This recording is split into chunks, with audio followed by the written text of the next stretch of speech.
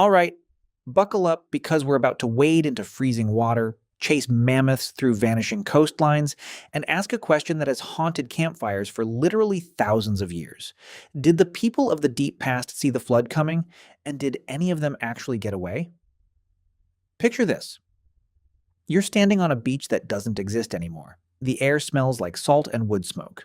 Somewhere behind you, your family is packing up a camp made of mammoth bone and hide, because the elders have noticed something. The tide isn't going back out as far as it used to. The river that fed your camp for generations is starting to taste different, saltier, angrier. Nobody has a word for sea level rise. Nobody has satellites or tide gauges. All they have is memory, instinct, and a growing unease that the world they grew up in is quietly eating itself. This isn't science fiction. This is the actual, lived reality of thousands of generations of prehistoric humans, and honestly, it might be one of the most underrated survival stories in the history of our species. So today we're digging into the evidence, the myths, the drowned cities, the vanished coastlines, and the very real possibility that the great flood stories told in nearly every culture on Earth might be echoes of something our ancestors actually lived through. And yes, before you ask, we are going to talk about that flooded stone structure everyone's been arguing about online. Patience. We're getting there. Let's start with the basics because a lot of people assume the flood is just a Bible thing. It is not. It is wildly, almost suspiciously, not just a Bible thing. Mesopotamia has the Epic of Gilgamesh, where a man named Utnapishtim builds a boat to survive a flood sent by angry gods. Ancient Greece has Deucalion and Pyrrha, who survive a flood by building a chest and repopulating the earth by literally throwing stones over their shoulders, which is a strange method of population growth. But hey, mythology doesn't have to make sense, it just has to be memorable. Hindu tradition has Manu, warned by a fish to build a boat before the waters rise. China has legends of Gun and Yu battling endless floodwaters for years, engineering channels to save their people. Aboriginal Australian oral traditions describe coastlines swallowed by the sea. Indigenous groups across the Pacific Northwest of North America have flood stories tied to specific, identifiable geographic events. Now, if this were one culture with one story, you'd shrug and move on. But we're talking about flood narratives popping up on basically every inhabited continent, independently in cultures that had zero contact with each other for tens of thousands of years. That's the kind of pattern that makes archaeologists lean forward in their chairs and mutter, okay, wait a second. So what's actually going on here? Are these all just coincidences, the natural result of humans living near water and occasionally getting rained on really hard? Or is there something deeper, something written into the collective memory of our species, passed down mouth to ear, generation after generation, describing real events from the end of the last ice age? Let's talk about what was actually happening to the planet back then.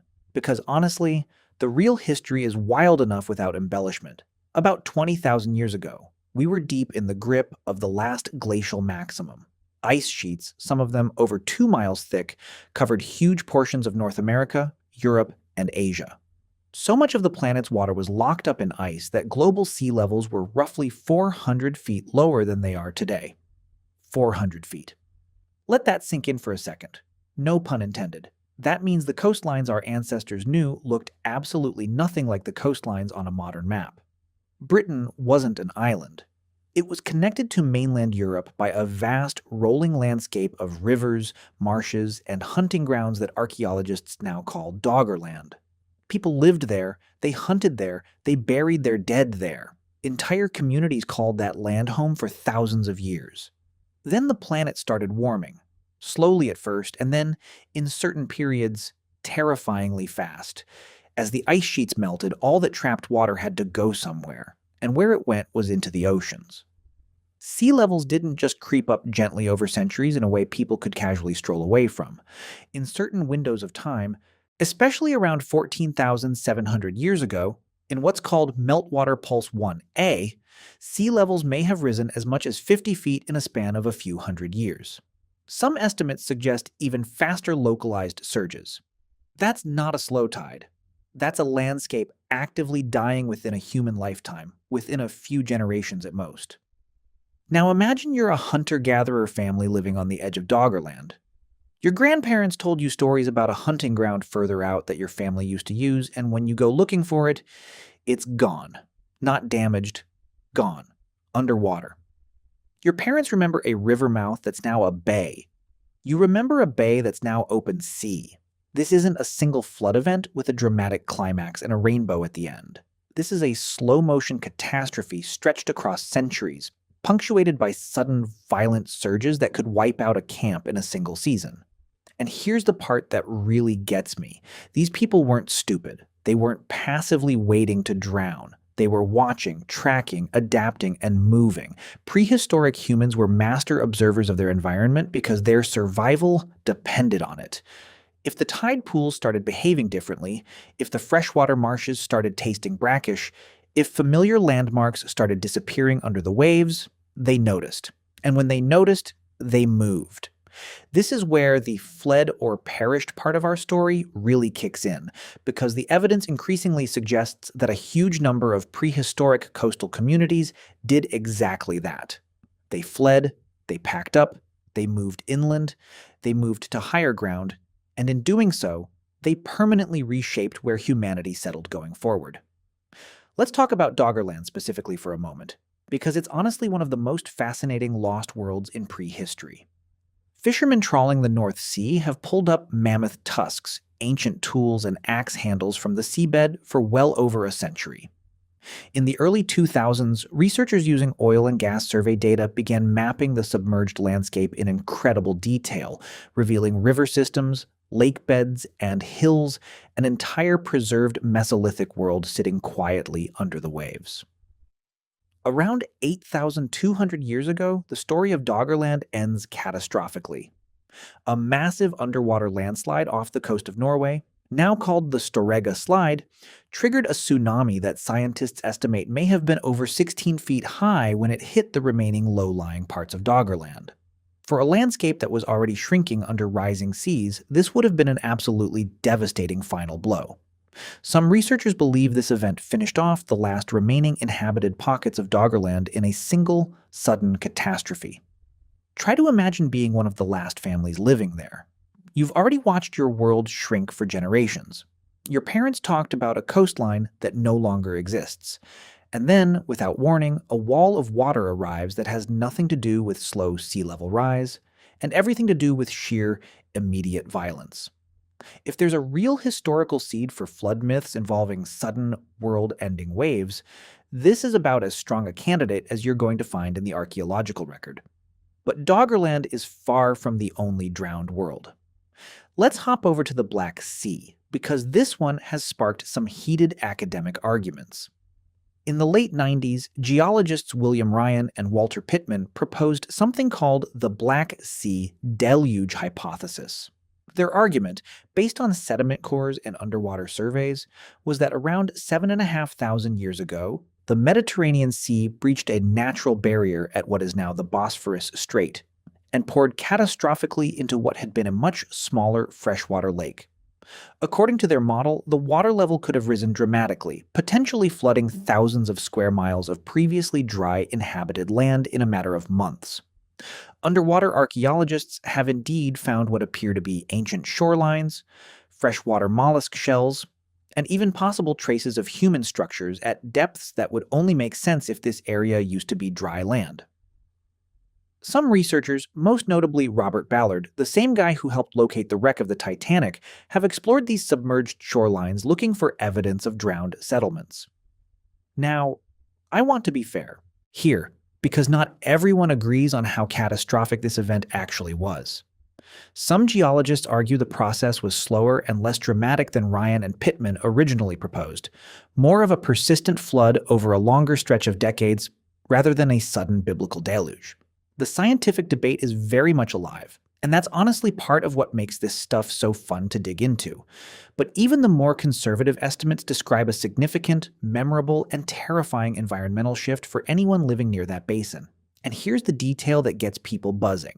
The Black Sea sits geographically close to the regions where some of the oldest written flood myths originated, including Mesopotamia. Some researchers have speculated that communities displaced by this event may have migrated outward, carrying oral traditions of the disaster with them, traditions that eventually crystallized into the written flood epics we know today. Is that proven? Not conclusively. Is it a compelling hypothesis worth taking seriously? Absolutely. Let's swing over to the other side of the globe now, because Doggerland and the Black Sea aren't the only real estate humanity lost to the rising oceans. Southeast Asia used to look completely different. During the last glacial maximum, lower sea levels connected many of the islands we now know as Indonesia, Malaysia, and the Philippines into one massive landmass researchers call Sundaland. This wasn't a small patch of extra coastline. We're talking about an area roughly the size of India, a sprawling tropical landscape of rivers, forests, and river deltas that would have supported a huge population of hunter-gatherer and early agricultural communities. As sea levels rose after the last ice age, Sundaland was slowly, and in places rapidly, swallowed by the sea, splitting it into the island chains we recognize on modern maps. Geneticist and researcher Stephen Oppenheimer has argued that the flooding of Sundaland may have triggered waves of human migration outward into mainland Asia and beyond, potentially influencing everything from agricultural development to, once again, regional flood mythology. This is a provocative idea, and it's worth stressing that it remains a hypothesis rather than settled fact. Mainstream archaeology is still working through exactly how much of Sundaland's population displacement shaped later cultures. But the core physical reality isn't up for debate. An enormous, habitable landmass, home to real people living real lives, is now sitting under the Java Sea and the South China Sea. That's not speculation. That's bathymetry. Now, I promised we'd get to the flooded stone structure, so let's talk about Gunung Padang, because this one tends to get people yelling at each other in comment sections, and I want to walk through it fairly. Gunung Padang is a massive terraced hill in West Java, Indonesia, long recognized as containing megalithic structures on its surface. In recent years, a team led by geologist Danny Hillman Nadawijaya published research claiming that deep core samples from beneath the visible structures showed evidence of much older, human-made construction layers, with some claims suggesting portions of the site could be over 10,000 years old, and in the most extreme claims, potentially even older than that. If true, that would be an absolutely massive rewrite of the human timeline, predating both the pyramids of Egypt and Stonehenge by many thousands of years. It's an exciting idea, and it's easy to see why alternative history commentators have latched onto it as evidence of a sophisticated, flood-displaced civilization. However, and this is important, this research has faced significant, serious pushback from the broader archaeological community. Many archaeologists argue that the deeper layers being dated may be natural volcanic rock formations rather than deliberate human construction, and that dating organic material found near a structure doesn't necessarily prove that material is directly tied to human building activity at that depth. The journal that published the original study later issued an expression of concern regarding the interpretation of the findings, essentially flagging that the conclusions may have outpaced what the evidence actually supports. By the way, if you want to go even deeper into the secret lives of ancient humans, I just launched a full course called The Secret Lives of Ancient Humans. 10 modules, 3+ hours of content covering everything we never talk about on YouTube. What they feared, how they communicated, what hunted them, and much more. Plus an exclusive PDF guide included. Link in the description. See you inside. So where does that leave us? Honestly, in a really interesting gray zone. Gunung Padang is a real, fascinating, genuinely ancient site with surface structures that deserve study and respect. Whether it hides a 10,000-plus-year-old engineered core is a claim that remains hotly contested, and, as of now, unproven to the satisfaction of most mainstream archaeologists. I'm not going to sit here and tell you it's definitely an ancient flood survivor megastructure, because that's not where the solid evidence currently sits. But I'm also not going to pretend the debate doesn't exist, because dismissing it outright would be just as intellectually lazy as accepting it uncritically. This is exactly the kind of site where more careful, transparent research is desperately needed, and where you should be deeply skeptical of anyone claiming absolute certainty in either direction. All right, let's zoom back out from the controversial stuff and get back to the humans at the center of this story. because that's really what makes this fascinating. We tend to imagine prehistoric people as passive victims of their environment, huddled in caves waiting for nature to decide their fate. That picture is almost insultingly wrong. These were resourceful, deeply intelligent problem solvers who had already survived multiple ice ages, adapted to environments ranging from Arctic tundra to tropical rainforest, and developed sophisticated tools, social structures, and knowledge systems passed down orally across countless generations. When the water started rising, they didn't just sit there. Archaeological evidence from coastal regions around the world shows clear patterns of settlement retreat, communities gradually relocating their camps further inland or to higher elevation as the coastline crept closer. In Doggerland, tool scatter patterns found on the seabed suggest shifting hunting territories consistent with a retreating population responding to environmental pressure.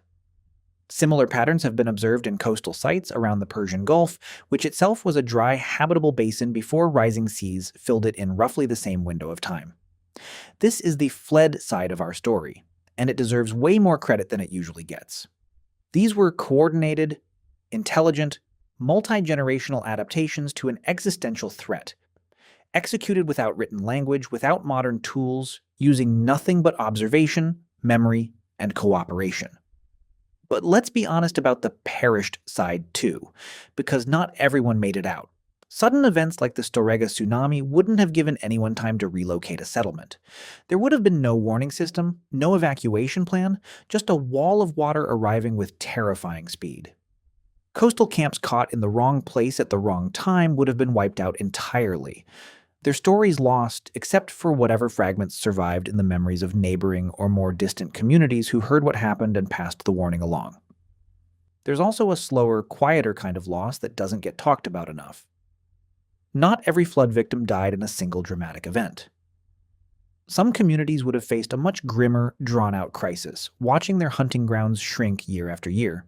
Their fresh water sources become contaminated with salt. Their food sources dwindle as familiar plants and animals vanished from a changing landscape.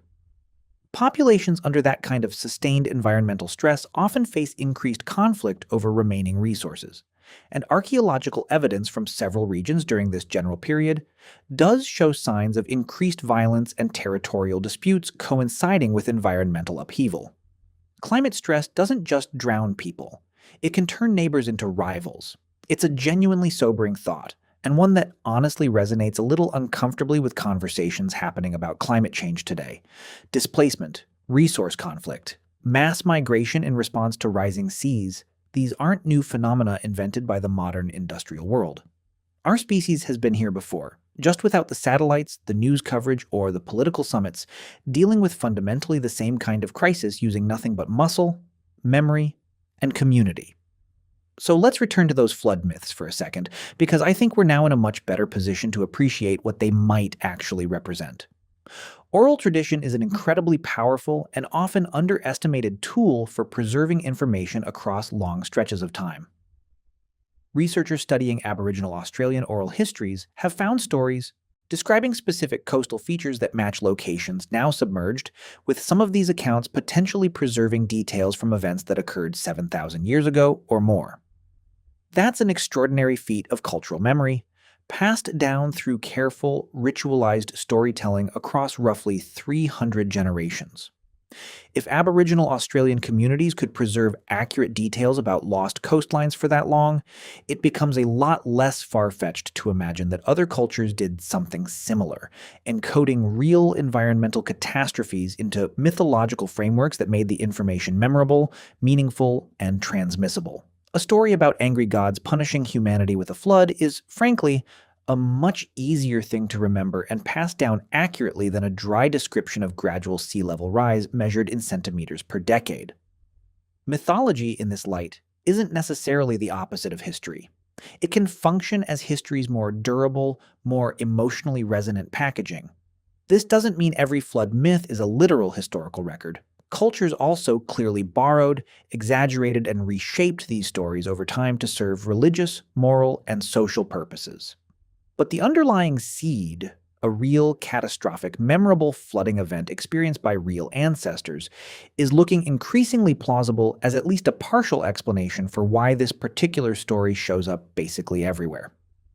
Let's take a moment to talk about some specific human stories that might help ground all this in something a little more personal, because it's easy for all these numbers and hypotheses to feel abstract. Consider Doggerland one more time. Archaeologists have recovered a fragment of a human skull from the seabed there, nicknamed by researchers, showing signs consistent with the population that once lived across that landscape. That skull belonged to an actual person, someone who hunted, ate, slept, probably laughed at something a friend said around a fire, and had absolutely no idea that the ground beneath their descendants would one day be 60 feet underwater, explored by robotic submersibles operated by curious apes wearing headphones on the surface world above. Or think about the communities around the ancient Persian Gulf Basin, which, before it flooded, was a lush, river-fed lowland that some researchers believe could have supported significant early human populations, possibly influencing the later development of civilization in Mesopotamia once the survivors and their descendants resettled around the newly formed coastlines. Jeffrey Rose, an archaeologist who has studied this region, has proposed that the flooding of the Persian Gulf oasis may have pushed populations toward the river valleys of the Tigris and Euphrates, potentially seeding some of the very communities that would later give us those Mesopotamian flood myths in the first place. If that's accurate, it means the flood myths of Gilgamesh may be a folk memory sitting on top of an even older folk memory, layers of flood trauma stacked on top of each other across thousands of years like some kind of tragic geological formation of human storytelling. I find that idea remarkably moving, honestly.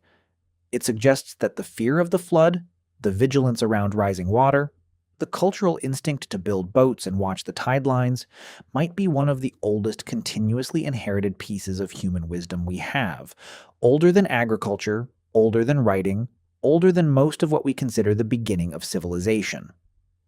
Now, let's talk briefly about how this connects to broader debates about a potential lost civilization, because I know some of you are thinking about it.